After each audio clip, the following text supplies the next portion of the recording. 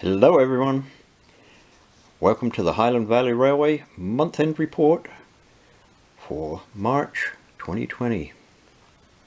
We're starting off right here looking at the mine section, because this I determined at the end of February, a very productive month.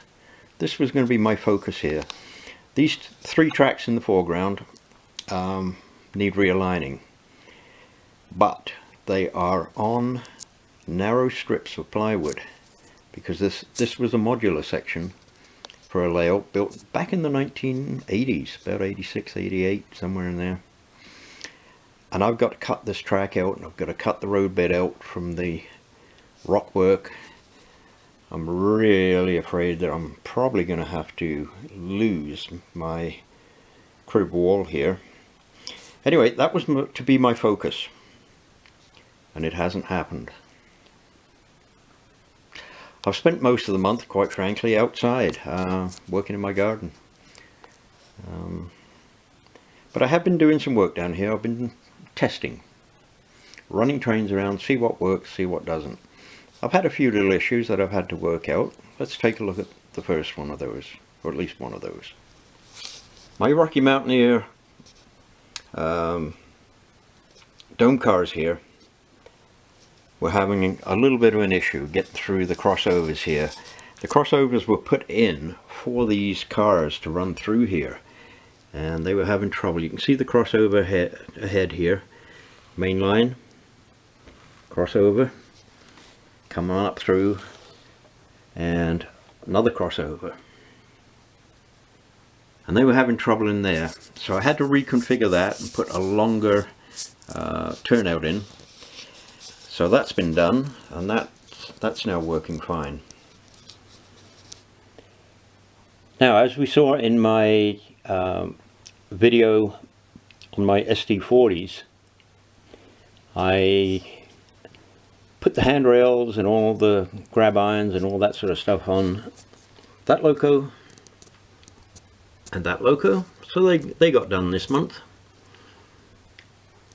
And also, these cars, two Alberta grain cars and two CN chip cars, wood chip cars.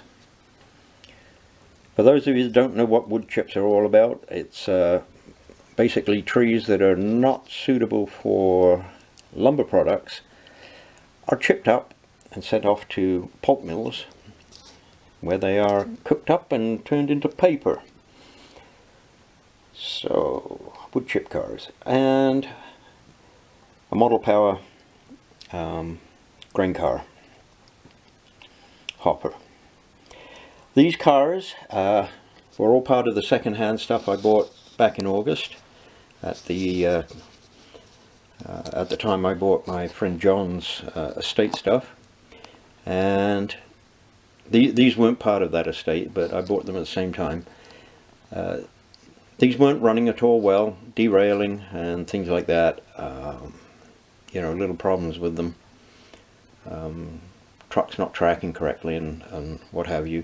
And the model power one only had one truck on it, and these ones came with the wrong trucks in the first place. So if you want them to look correct, you've got to change the trucks, which I've done on here. The proper 100-ton roller bearing trucks on there now. And I added KDs, so that's been done this month. They're running fine now. Many years ago, the early 2000s, I was buying a lot of stuff off of eBay. And one thing I bid on was a box full of kits that had been built, and they were rough and they were just parts. When I won the bid, the guy was quite concerned and sent me an email saying, "You realize that you can't do anything with these. They are just bits and pieces." And I said, yeah, that's fine. So here's an example of what they were like. This is an Airfix guards van, and that's the sort of condition that I got this stuff in. Now a few years later, I came across a bag full of parts, brand new, So there's an underframe and a deck, side frames,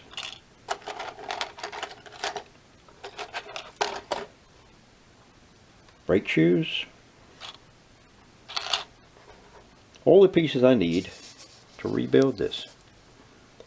Now the reason I'm showing you this right now is because in amongst that box of stuff were two press flow cement wagons. These were the Airfix ones, yellow. They hadn't been painted, well the underframes had been painted black, but the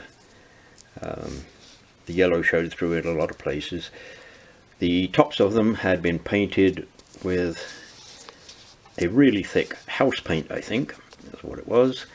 The roof hatches, which you can see there, were put on upside down, and I had to chip those off, break them off, clean them up. They broke apart actually, and I had to put them back together. So I have rebuilt these, and they now run very nicely. I wish I'd recorded the whole thing, but I didn't know whether it was going to work out or not. So I just did it, and very pleased with the way it turned out. This one was a brand new dapple kit, and I built that over the winter, and I've completed it during the month of March, and the completion was merely getting the couplers on. Anyway, that one's good to go. Now this one is an Airfix Lomac. That sat in my shelf for quite a long time. Didn't run, wouldn't work worth a darn with the wheels that they had on it, and of course no real good way of putting couplers on it. But I found a pair of wheels, new pinpoint axles, and put on there, and during this month I've managed to do couplers on there.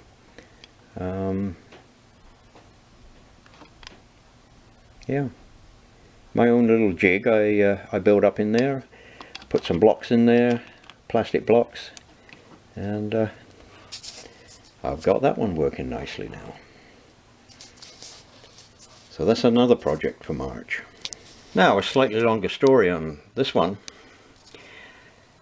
Just after Christmas 2019, Britannia Models had a Boxing Week sale, and some pretty nice prices.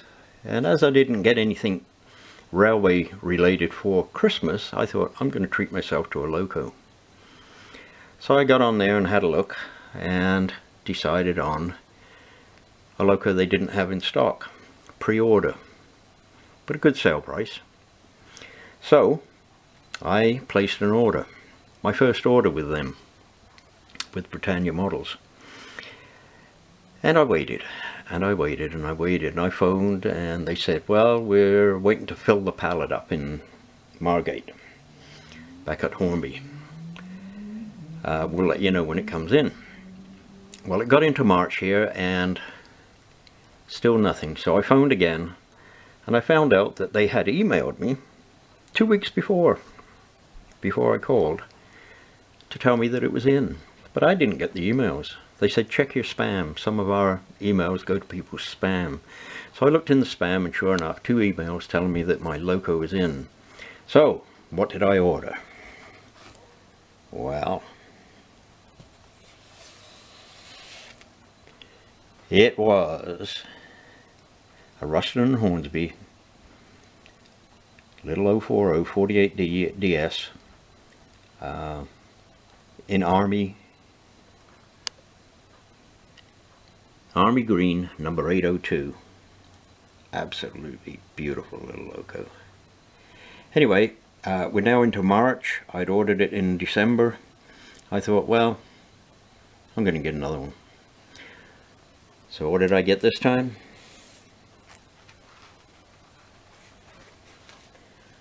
I got the Northern Rail Class 56, 156 train pack. The Royal Air Force 100 years commemoration. And that too is gorgeous. Now when these arrived, this is a little COVID-19 story. When they arrived, I met the delivery guy outside and stood well back. Noticed he was wearing gloves, and I said, "Can you please just leave it on the front steps?" And he said, "Sure." And off he went. I then donned some gloves, took the box into my shed, mixed up some bleach and water, and I wiped down the entire box with bleach and water. The cardboard, everything, bleach soaked into that. And then I left it for 8 days before I opened it. 8 days. That may be a little overkill on the precautions, but I'd rather overkill than underkill and get killed. So that's what I did. So to wrap up this movie, we're going to take a look at these two locos running on the layout.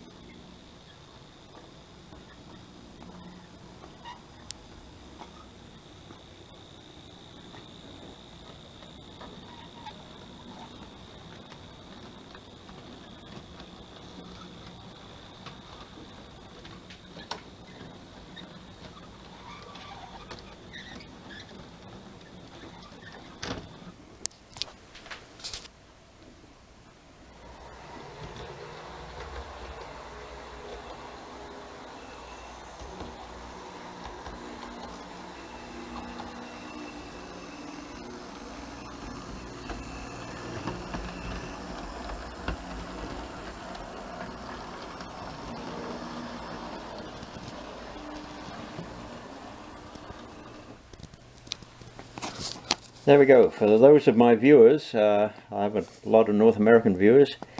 For those of you that aren't quite sure of the size of this beautiful little Russian Hornsby loco, there's a US penny sitting up against the front bumper. That thing is so incredibly tiny. Absolutely gorgeous. So, everyone, that's my update for March. I do hope you're all keeping safe. I do hope we'll all be able to get back to normal fairly soon. Although I do fear myself that it is going to take many months to overcome this this COVID-19 problem. So that's it for this month on updates, and I hope to see you in about a month from now. And hopefully we got some more done. Something a little more tangible. Bye for now, everyone.